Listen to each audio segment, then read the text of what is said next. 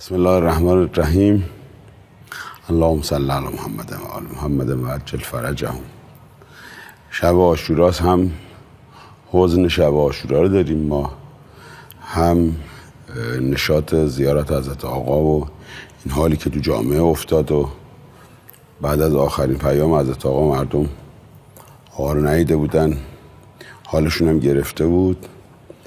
ما امشب که مشرف شدیم خودم یه خورده خسته بودم، هم یه دلدرد شدید داشتم و عرق سرد و بعد اومدم کنار منبر نشستم. اون کنار منبر نشستم، بعد مردمم که نگاه میکردم میدم همه دماغن انگار.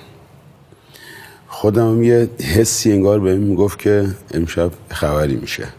تو راه که داشتم میرفتم داشتم دو دمه میساختم که اگر یه وسطای روزه حضرت آقا تشریف آوردن من بتونم این فرمون یه جوری دست بگیرم، مردم مثلا نوحه‌ای سینه‌ای بزنن و حال دلتنگیشون هم ابراز بکنن.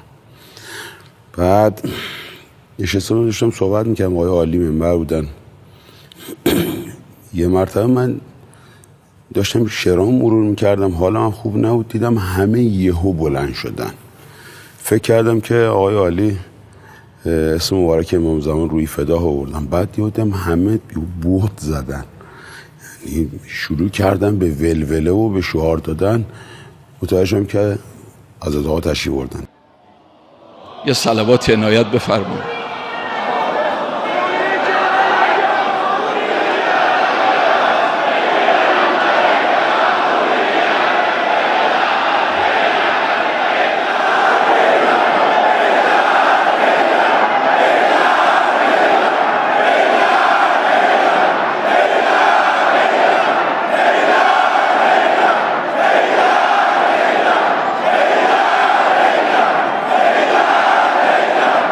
که زیارت کردم دیگه ناخودآگاه ازم داد میزدم دور بریم، گفتم میان که بعد اومدم روی نرده وایسادم، چند تا دم دادم، دیدم مثلا مردم گوششون بده کار نیست، ولی یه سریشو گفتن دیگه، بقیه دور افتادن تو ابراز احساسات خودشون.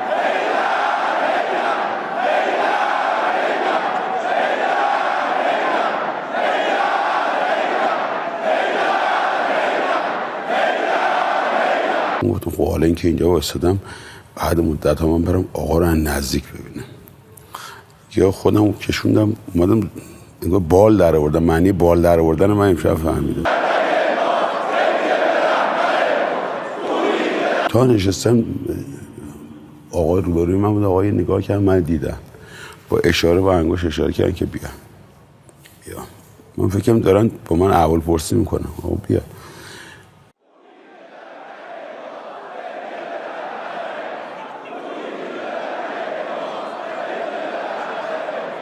بعد اومدم و نشستم مقابلشون. ایشون به من خیلی لطف کردن و بوسیدن و دستشون رو بوسیدم و بعد فرمودن که برنامه‌تون میبینم نوحه‌های ایرانتون خیلی عالی بود.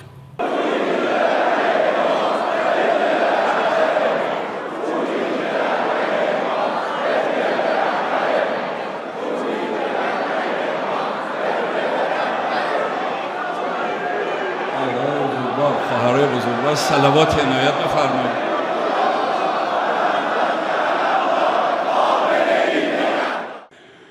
ایران خدای، اینو خدا آقا جانمون فرمودن بخون. گفت اگه خسته نمیشی بخون، ما واسه شما میمیریم آقا جان. به علی قسم، نامردا دروغ میگن، ما جانمون مال شماست. ای میهن خدای ایران کربلای، ایران ذوالفقار، ایران عاشورایی، در روح و جان من میمانی ای وطن، در روح و جان من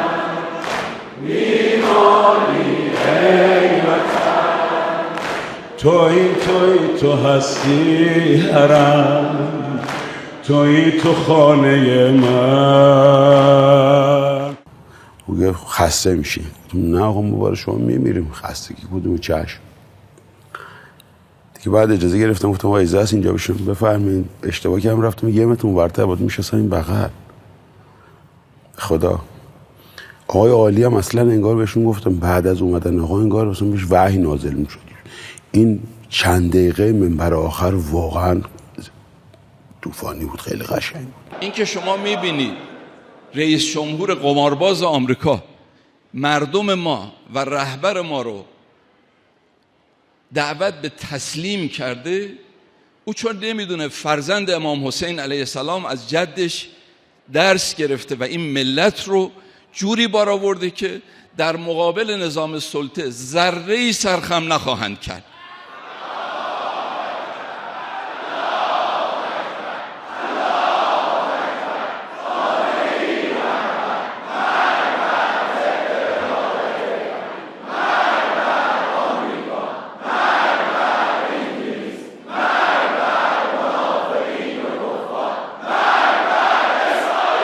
من روزه رو بخونم. روزه رو که خوندم تموم شد برگشتم دوباره اومدم تو جمعیتی که تو حاشیه اطراف آقای ایستادن دیدم که آقا هم دارن میگن منو دوباره دیدن، دوباره اشاره کردم بیام. بعد من رفتم محضر ایشون، من بغل کردن. بعد بهم گفتن که خیلی عالی بود، فقط یادت باشه یه دونه ایرانی سرای امیدم به من بده کاری. چشم آقا دفعه بعد انشالله میخونم اگه زنده باشم. ولی الحمدلله رب العالمین دیگه بعدشم که اومدم مردم به هوای اینکه آقا مثلا منو در آغوش گرفته هم ابراز محبت میکردن.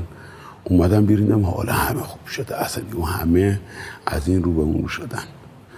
ولی مردم واقعا مردم عجیبی هن. بعد شنیدم که تو شهرها هم همه دارن خوشحالی میکنه، یعنی خوشحالن این که حضرت آقا رو دیدن، دستای عزاداریشون هم دارن. خدا انشالله بابور امام حسین سایه‌شون از سر ما کم نکنه، خدا امام زمان ما رو به ما برسونه. من امروز خودم میگفتم ببینید دیدن آقای همچین هیجانی داره، دیدن امام زمان روی فدا چه هیجانی داره. خدا ما رو در رکاب حضرت قرار بده.